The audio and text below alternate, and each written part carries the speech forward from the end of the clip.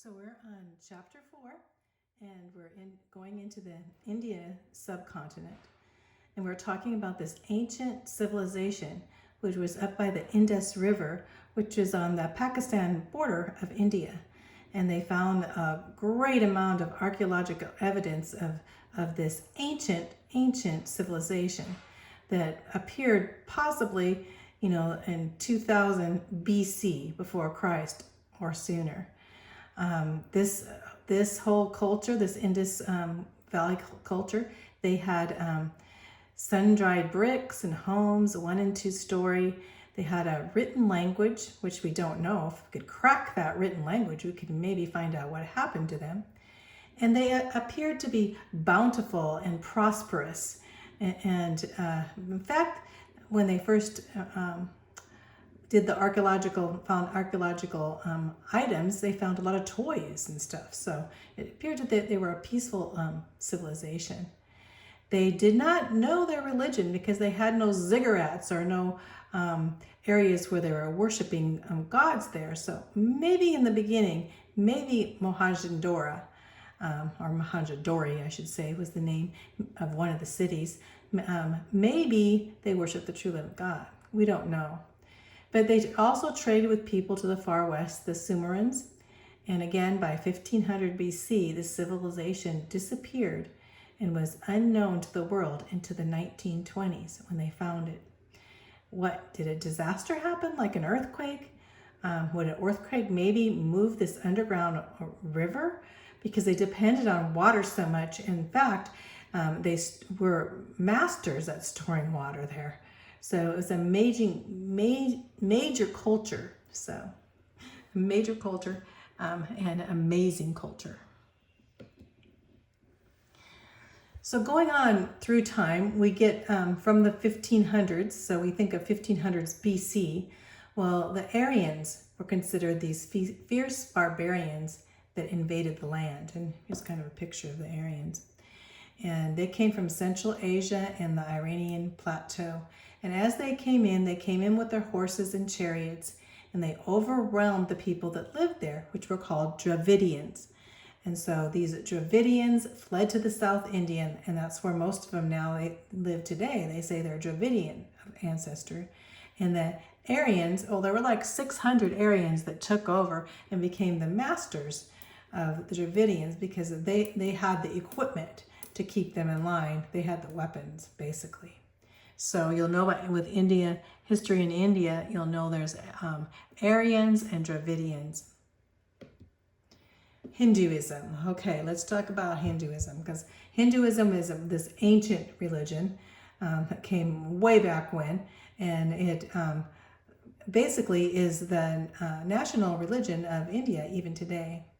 So Hinduism, they worship a host of deities, but they have a manifest of one absolute, impersonal, universal spirit called Brahma. So when you're talking about Brahma, you're talking at the highest level you can get in their religion was called Brahma. And it definitely is a works religion based on reincarnation. So they say mankind is part of Brahma. And so your goal as a person is to get rid of your personality, to get rid of your individualism and become the universal oneness, to achieve the universal oneness with the universal spirit of Brahma. And this continuous process is a process of reincarnation. After you die, you're born back into the law of karma. You might be born back into an animal if you didn't do so well, huh? So when you think of the law of karma, you think of karma, the word karma means like reap and sow. Well, really karma goes back to reincarnations. That means that if you didn't do good in this life and you weren't moral in this lifetime, your next lifetime you would go into a lower type of animal or species. In fact, you may be reincarnated as animals. So that's why in India they worship animals. They worship cows. They don't eat cows. A lot of them are in poverty and starving, but they won't eat the cow because they believe the cow is like a person reincarnated into that cow. And they call these cows sacred cows and bulls. They also don't destroy rats because they also think the same about rats. And even some areas they don't destroy insects. It's kind of crazy. Hinduism. Hinduism sparks other religions. Well, what other religions are we talking about? Well, there's three different religions. We have Jainism. I'm not really familiar with that. It's kind of a picture of that type. I think it goes on to Taoism, really, and which is just an offshoot of Hinduism. And then, of course, we have Buddhism developing with Buddha, and we're going to talk more about that situation and how it's different than Hinduism. But Buddhism now is in a lot of different cultures. If you go to China and Japan and Korea, a lot of those, and even here in the United States, there's a lot of people that still believe in Buddhism. And then we have Sikhism. It's another offshoot of Hinduism. Here's a picture of Sikh god, whatever, many. So basically, these three religions here too also believe in the concepts of nothingness and impersonality, which means that you're not a person individually. You have to work towards being one with everything else. Which is a nothingness. It's very, very sad. This all leads to poverty, economic backwardness, and cultural stagnation. When you think of poverty, because you're not going to work in this life, economic backwardness, basically not working for an higher economic status. The caste system. Well, the caste system comes from Hinduism. It's a major component of Hinduism. They have strict social classes they called Varnas, caste Varnas, can remember that name. The Aryans, the Aryans looked down on the Dravidians. This is what they think it started now. I've read other areas that this didn't happen, but it looked like the Aryans, these few people looked down on the Dravidians, and so they wanted to keep them where they're at, so they made a strict arrangement to keep the people apart in bringing Hinduism into this caste system. There are 4 castes, although there are thousands of subcastes. The top caste, of course, we have the Brahmas. Remember Brahma, that top priest-like person? You want to try to reincarnate yourself till you get to be that top Brahma. So the Brahmas were the priests. Under the priests were the very wealthy people, were princes and warriors. And then underneath the princes and warriors, the next lower class, a lot of these maybe down to even the poverty area, because they really don't have a middle class, but we have landowners and merchants and farmers and laborers, and then the lowest class would be the servants. Now there's a class lower than the servants that they don't even say that's a class, and they call these people, which most people belong to this, are called untouchables. Very much poverty stricken. So you see how this picture of the caste system. Hereditary, and that means your caste, you're born into that caste, and you can never hope to work to a higher class. That's your class. In fact, you had to marry in your own caste, and you also had to follow the caste rules and pass on the caste to your children.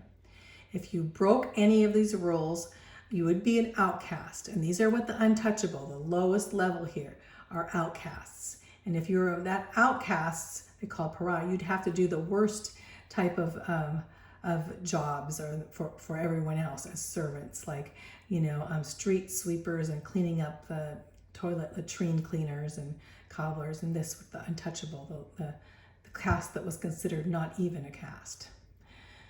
Untouchables are despised by all other castes, and they live below the lowest class, demeaning tasks, like I said. When Christian missionaries came to India, a lot of these untouchables really wanted to hear the gospel, because the gospel gave them hope, because their situation was, they thought, very hopeless. But in Christ, we have great hope.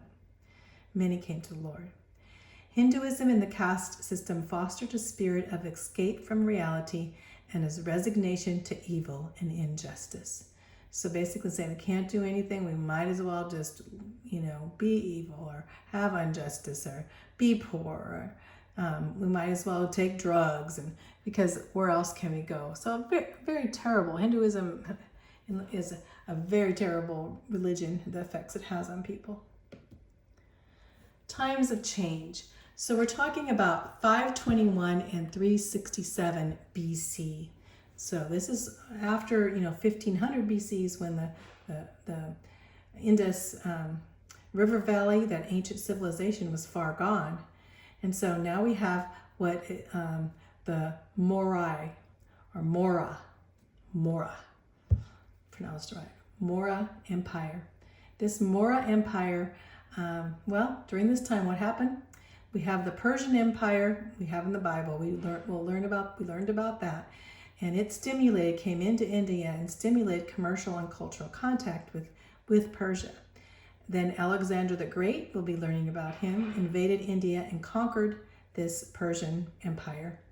And so he actually went into the Indus Valley there and was going to start the Greek culture there. So he's bringing in the Greeks with all their gods and such. Well, the Moras drove out the Greeks, these guys. This is a movie, an Indian movie of the Moras. And they're coming in and they're driving out these Greeks that are coming to try to settle into India. So we're talking about the Maurya Empire, and so they drove them out 321 to 184 BC, about the same time that Alexander the Great. Mauryas, one of the great Maurya leaders was Osaka. Here's a picture, probably a movie picture. Now, we don't know what he really looked like, but this is kind of his costume. But Osaka was the great leader there that actually was part of driving out the Greeks from coming in. And so he controlled 2/3 of the continent. That's a huge amount. 2/3 of the continent was controlled under his rule, Osaka. He converted then, he was a Hindu. Of course, everyone was Hindu then. And then when Buddhism came about, we're going to talk about that, he actually converted from Hinduism to Buddhism. And he devoted the rest of his life to spreading Buddhism in Asia. And that's how from India, Buddhism went into China and Japan. And now Buddhism is in China and Japan and Korea and all these areas. It started in India, even though now Buddhism is not the major religion anymore in India because Hinduism came back. So one thing about him is that with Buddhism, he renounced war then. Of course, Buddha was a pacifist. The spread of Buddhism, we have to talk about that since we're talking there. So here basically is this big Buddha idol and all these Buddha priests, as you see here, climbing up to the idol. So Buddhism, it started in 500 BC. We're still before Christ in India. So Buddhism started in India.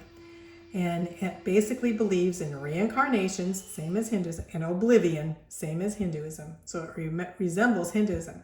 But it started with this guy, Siddhartha Gautama.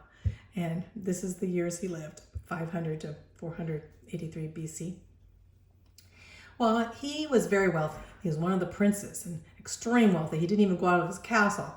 And he longed then to find something different or new, or what was his life about, or those kind of questions maybe, I don't know. But he abandoned his wife and his infant son, and he became a monk on the streets. He gave everything up, exchanged his life of luxury to self-denial.